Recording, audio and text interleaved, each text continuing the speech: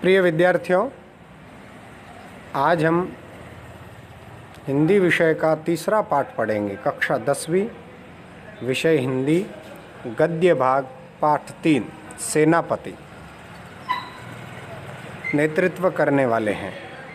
नेतृत्व केवल सेना में ही नहीं होता है, अलग अलग समूहों में, अलग अलग काम में भी जो अग्रणी काम करता है, सबको दिशा देता है, सबको साथ लेकर चलता है, वो सेनापति होता है।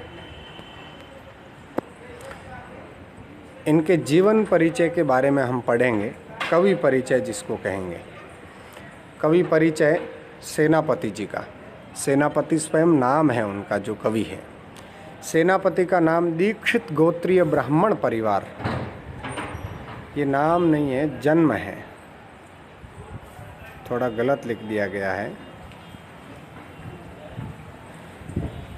सेनापति का जन्म दीक्षित गोत्रीय ब्राह्मण परिवार में विक्रम संवत 1616 में हुआ। ये विक्रम संवत है ना, अभी 2077 चल रहा है विक्रम संवत। जो अपने गांवों में तिथि गणना होती है वो विक्रम संवत की होती है। वही 1616 का जो वर्ष था उसमें सेनापति का जन्म हुआ। गोत्र क्या था?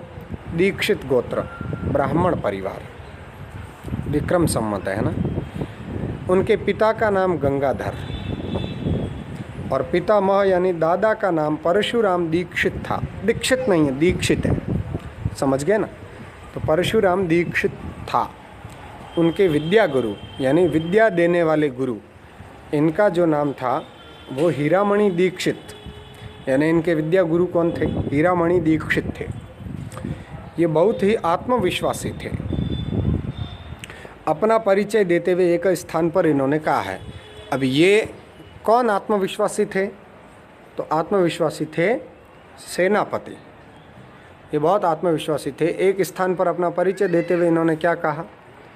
सेनापति सोई सीतापति के प्रसाद जाके। अब ये राम भक्त कवि थे। कोई कृष्ण भक्त हुआ है, कोई राम भक्त हुआ है, तो राम भक्त कवि थे। इन्होंने लिखा है सेनापति सोई, सोई यानी वही। सेनापति कौन है? सीतापति यानी राम के प्रसाद जाके।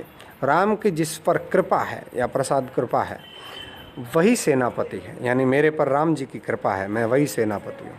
सब कवि कान दे सुनत कविता है। इसलिए उस सेनापति पर राम जी की कृपा है तो सब कवि कान दे करके उसकी कविता सुनते हैं। ये रीति काल के महान कवि हैं। छायावाद के कवि हुए हैं कुछ, छायावाद, रीति काल। तो ऐसे ये भक्ति काल के और इसके आसपास में ये जितने काल हुए हैं, काल का मतलब समय अपनी गति से चला है, उस समय में कुछ विशेष लक्ष्य लेकर के रचनाएं हुई हैं, उनको लेकर के छायावाद, रीति काल ये नाम पड़ गया। यहाँ श्रृंगार रस का बहुत ज़बरदस्त प्रयोग हुआ है रीति काल में। महान और भाव प्रवण यानी भाव को प्रधानता देने वाले कवि थे माने जाते हैं।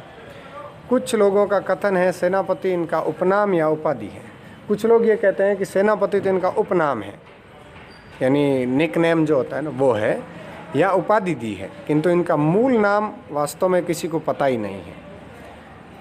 माना है कि सेनापति उपनाम है, लेकिन मूल नाम क्या है पता किसी को नहीं है। लेकिन ये अंदाज़ा लगाया जा रहा है कि मूल नाम कुछ और होगा। इनके कवित्वों में नहीं है, कवित्वों में, कवित्व ये छंद है। छंद का एक प्रकार है कवित्व, जैसे दोहा है, जैसे चौपाई है, ऐसे कवित्व छंद है। इनके कवित्वों में अलंकार और रस ध्वनि के उदाहरण एक से बढ़कर एक मिलते हैं।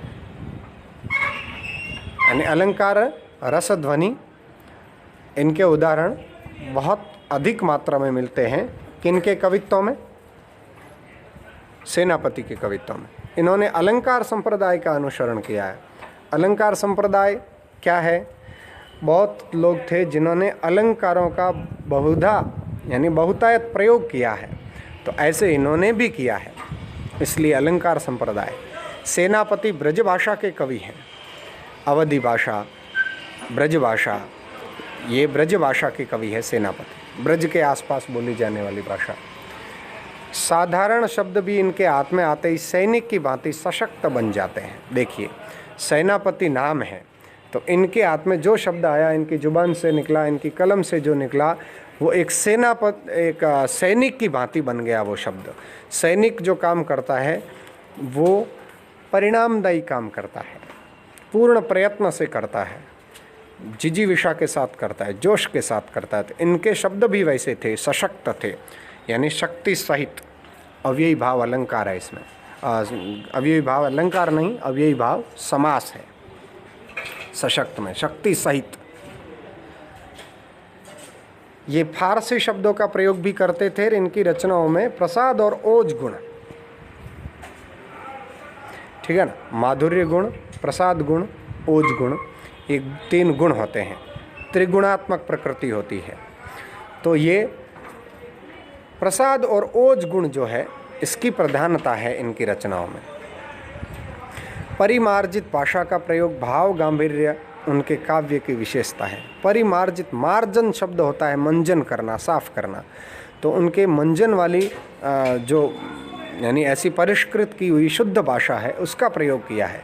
भाव गांभीर्य यानी भाव की गंभीरता उनके काव्य की विशेषता है। किनके काव्य की? सेनापति के काव्य की। आगे ये गृह कार्य दिया है, तो गृह कार्य को आप देख लीजिए, मैं इसका अलग से फ़ोटो भी भेजूंगा। जो पढ़ाया है उसमें से देख करके इनके अर्थ लिखने हैं। अगले कालांश में हम कवि परिचय पढ़ने के बाद पाठ परिचय को पढ़ेंगे।